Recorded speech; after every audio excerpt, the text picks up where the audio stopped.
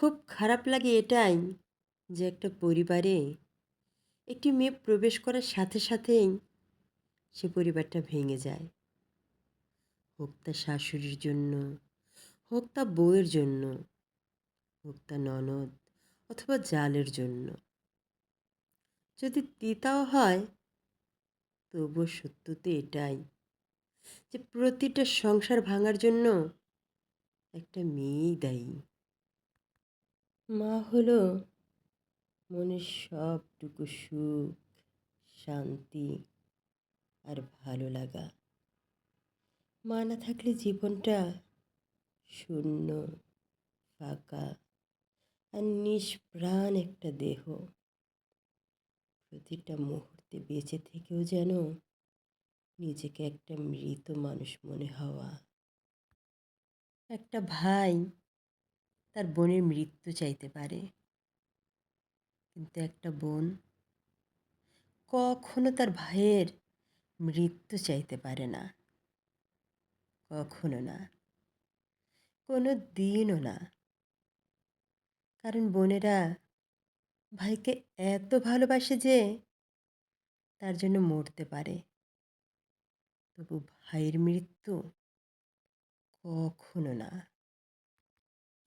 এই পৃথিবীতে বাবা মায়েরা ছেলে সন্তানের জন্ম দেয় শুধু বউ নিয়ে সারাটা জীবন ফুর্তি করার জন্য, আর কোনো রকম কষ্ট ছাড়াই বাবার সম্পত্তিতে মালিক হওয়ার জন্য।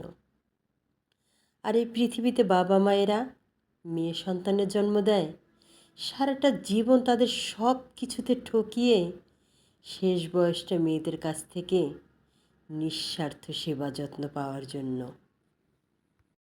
এই পৃথিবীতে যার কিছু থাকে না, বিধাতা তার কাছ থেকেই সব কেড়ে নেয়। বেঁচে থাকার আশা, ভরসা, শেষ সম্বল, অবশিষ্ট সব কিছু। এরপরে ওই মানুষটা বেঁচে থাকে শুধু বুক ভরা হাহাকার নিয়ে।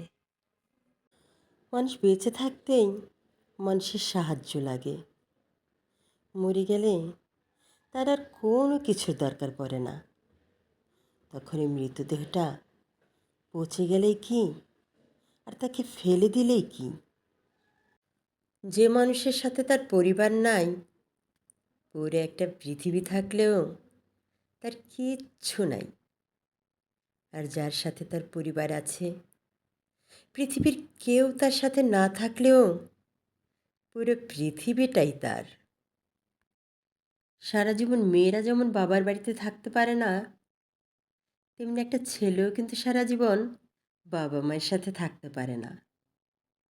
সমাজের বানানো নিয়মে মেয়েদের একদিন বাবার বাড়ি ছেড়ে চলে যেতে হয়, তেমনি বউয়ের বানানো নিয়মে ছেলেদেরকেও একদিন বাবা মা ছাড়তে হয়।